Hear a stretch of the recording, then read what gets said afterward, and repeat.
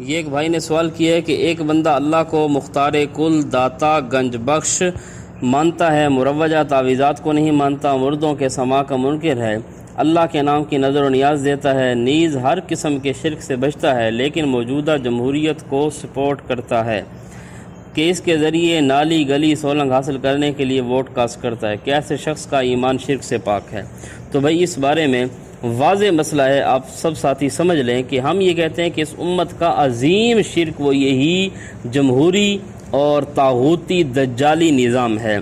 اس لیے سب سے بڑا شرک کہ اس کو اہل توحید بھی شرک نہیں سمجھتے، اور حالانکہ یہاں پر واضح قرآن مجید کی آیات موجود ہیں کہ وَلَا يُشْرِكُ فِي حُكْمِهِ أَحَدًا، اللہ اپنے حکم میں، اپنے فیصلوں میں کسی ایک کو بھی شریک نہیں فرماتے۔ کہیں قرآن مجید کہتا ہے انِّ الْحُكْمُ إِلَّا لِلَّهِ کہ حکم فیصلہ صرف اللہ ہی کا چلتا ہے، اور کہیں امام الانبیاء کو حکم ہے ان احکم بینہم بما انزل اللہ کہ میرے پیارے پیغمبر آپ بھی ان کے درمیان فیصلہ فرمائیں تو ما انزل اللہ کے مطابق، اور کہیں قرآن کہتا ہے اتبعوا ما انزل الیکم، اور سورہ المائدہ میں اس مسئلے پر 3 فتوے لگائے من لم یحکم بما انزل اللہ فاولئک هم الفاسقون، اور دوسری آیت میں فاولئک هم الظالمون، اور تیسری جگہ من لم یحکم بما انزل اللہ فاولئک هم الکافرون۔ اب یہ واضح لفظ ہیں کہ جو آدمی بھی من لم یحکم، جو آدمی بھی نہیں حاکم بناتا، نہیں فیصلہ کرتا ما انزل اللہ کے مطابق، وہ آدمی فاسق بھی ہے، ظالم بھی ہے اور کافر بھی ہے۔ تو اب آ جائیں اس موجودہ نظام کی طرف کہ مسلمان ہونے کے لیے ہم کلمہ پڑھتے ہیں لا الہ الا اللہ محمد الرسول اللہ۔ اب لا الہ الا اللہ کا معنی اللہ کے علاوہ کوئی الہ نہیں، الہ کا معنی اللہ رب العزت کے علاوہ کوئی عبادت کے لائق نہیں، اللہ رب العزت کے علاوہ لا حاکم الا اللہ، ایک معنی یہ بھی ہے کہ اللہ کے علاوہ کوئی حاکم اعلیٰ نہیں۔ تو اسی طرح لا الہ الا اللہ کا ایک معنی لا محلل ولا محرم الا اللہ کہ اللہ کے علاوہ حلال اور حرام کی اتھارٹی یہ کسی کو نہیں۔ اب جو آدمی اللہ رب العزت کے علاوہ کسی کو بھی حاکم مانے اور خود کو محکوم مانے اس کا مافوق الاسباب، اور جو آدمی بھی اللہ کے علاوہ حلال حرام کی اتھارٹی کسی کو دے تو وہ لا الہ الا اللہ پڑھنے کے باوجود بھی مشرک اور کافر رہتا ہے، کیونکہ اس نے حلال حرام کی اتھارٹی اللہ کو دی۔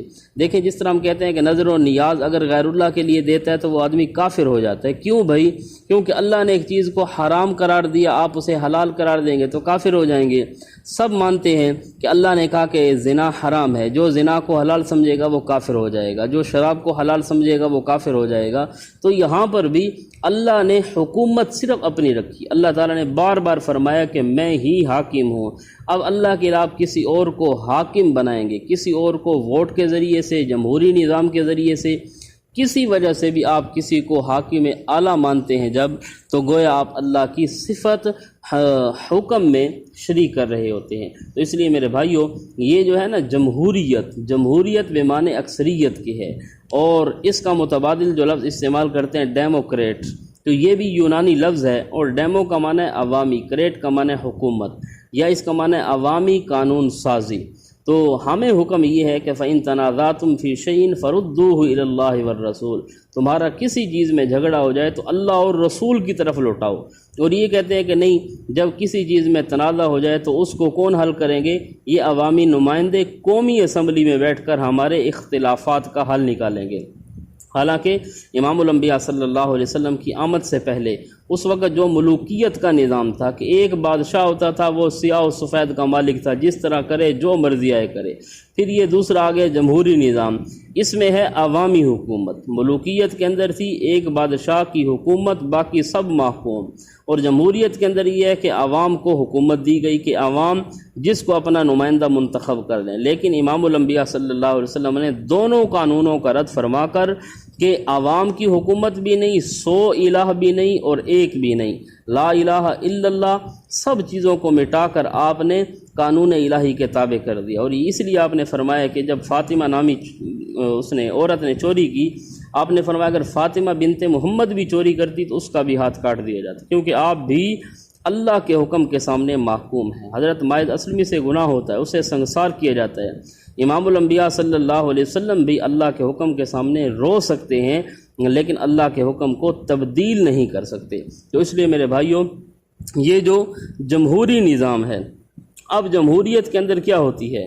جمہوریت کے اندر یہ ہے کہ جس کی اکثریت ہے وہی حکومت کے لائق ہے۔ تو ہم کہتے ہیں ٹھیک ہے، پوری دنیا کی آبادی 7 ارب ہے، اب 7 ارب میں سے تقریباً 5.5 ارب کافر ہیں اور 1.5 ارب ہیں کلمہ گو، تو اب جمہوریت ان کی ہے۔ پھر اس کا کیا مطلب ہوا کہ انگریز اور یہ جو غلط لوگ ہیں، کافر لوگ ہیں، تو یہ جو دجالی اور طاغوتی نظام ہے یہ سب ٹھیک ہے، مسلمان غلط ہیں۔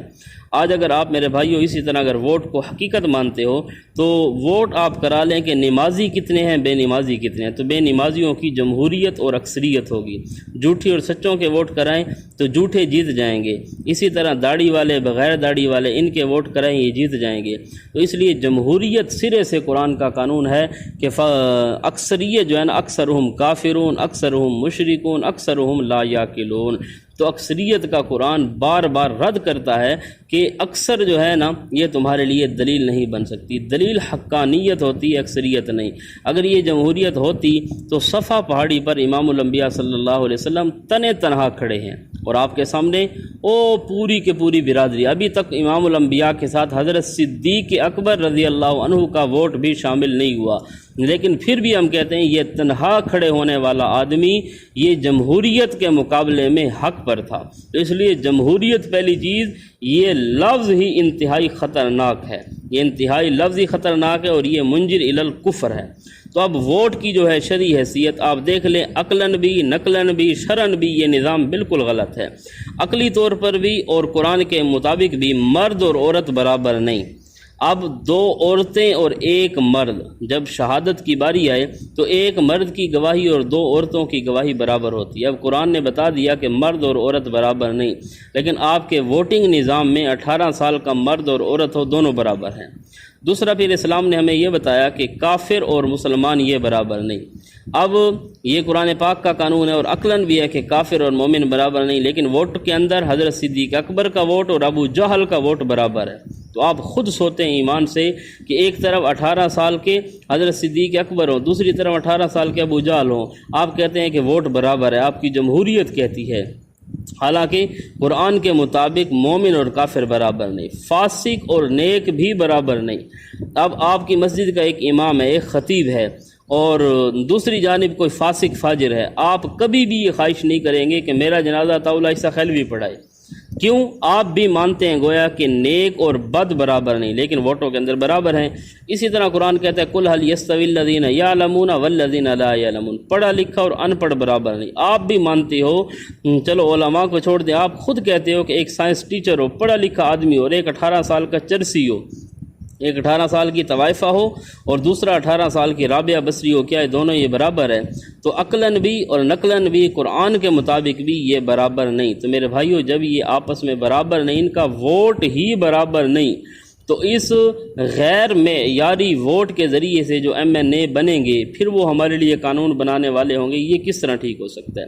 تو اس لیے ہم کہتے ہیں کہ مخلوق پر مخلوق کا قانون یہ نہیں ہے، بلکہ مخلوق پر خالق کا قانون چلنا چاہیے۔ اب ہم بھی مخلوق ہیں، جو MNA MP ہیں وہ بھی مخلوق ہیں، ہم سب کمزور ہیں۔ ہم کہتے ہیں ہمارے اوپر قانون اس کا چلے جو شاہزور ہے، وہ اللہ رب العزت کی ذات ہے۔ تو اس لیے آپ اس چیز سے بچیں۔ آپ جب ووٹ دیتے ہیں گویا ووٹ دے کر آپ قانون سازی کا، ترمیم کا حق دے رہے ہوتے ہیں ایک MNA کو، اس کے اجازت نامے پر آپ کا یہ انگوٹھا اور دستخط، آپ یہ سوچ سمجھ کر جب ووٹ دیں تو انتہائی سوچ سمجھ کر آپ سگنیچر کریں کہ میرے سگنیچر اور انگوٹھے کی وجہ سے یہ بننے والا MPA وہاں پر بیٹھ کر اگر کوئی قانون غلط قرآن و سنت کے مطابق پاس کرے گا تو یقیناً میرا بھی اس کفر اور شرک کے اندر حصہ ہوگا۔ تو شرعی طور پر ووٹ شوٹ کوئی نہیں، جمہوریت کوئی نہیں، شریعت کے اندر شورا کا نظام ہے، امرہم شورا بینہم، اور پھر شورا کے اندر بھی قرآن مجید کا جو فیصلہ ہے شاورہم فی الامر یا امرہم شورا بینہم، وہاں پر ہوگی شورا بھی جہاں پر نص قطعی نہ ہو۔ جہاں پر قرآن مجید کی آیت آ جائے تو قرآن کی آیت کے مقابلے میں اب پوری شورا اکٹھی ہو جائے، ان کی بات بھی نہیں چلتی، تمہارے ان ووٹوں والوں کی کس طرح چلے گی؟ اب قرآن کا حکم ہے کہ چور کی سزا ہے کہ اس کا ہاتھ کاٹ دیا جائے، زانی کی سزا سے سنگسار کر دیا جائے، شراب کی اور دیگر جو سزائیں، جو تعزیرات حدود اسلام نے مقرر کی، اگر شورا بیٹھ کر فیصلہ کرے کہ چور کا ہاتھ نہ کاٹا جائے تو اسلام کہتا ہے شورا پر بھی عمل نہیں ہوگا۔ تو اس لیے اسلام کے اندر شورائی نظام ہے، اور شورائی نظام بھی وہ جو نصوص کے مطابق ہو، اور یہ جو ہے آج کل کی موجودہ جمہوریت، یہ سب کا سب اسلام کے خلاف نظام ہے۔ اسلام کے اندر یہ ہے کہ چور کا ہاتھ کاٹ دیا جائے، لیکن جمہوریت کے اندر اور موجودہ ہمارے اوپر جو قانون ہے یہ سب کے سب انگریز کے بنے ہوئے ایکٹ چل رہے ہیں۔ ہماری سپریم کورٹ میں، ہائی کورٹ میں اور کہیں پر بھی اسلامی نظام نہیں ہے۔ حالانکہ ہمیں یہ چاہیے کہ ہمارے فیصلے قرآن کے مطابق ہوں، ہمارے فیصلے سنت کے مطابق ہوں۔ اگر ایک آدمی قرآن کے اندر فیصلہ لکھا ہوا ہے چور کا، قرآن میں فیصلہ لکھا ہوا ہے زنا کا، قرآن میں فیصلہ لکھا ہوا ہے شراب کا، دیگر چیزوں کا، اگر قرآن کو نہیں مانتا اور اس قانون کو فالو کرتا ہے تو آپ پھر خود سوچ لیں کہ یہ اگر کفر نہیں ہے تو اور کفر کیا ہوگا۔ تو انشاءاللہ مزید اس کا میں کبھی پھر تفصیلاً جواب دوں گا، اور اس کے علاوہ کسی اور بھائی کا کوئی سوال ہو وہ بھی آپ کر لیں، کسی کی کوئی پرچی ہو تو۔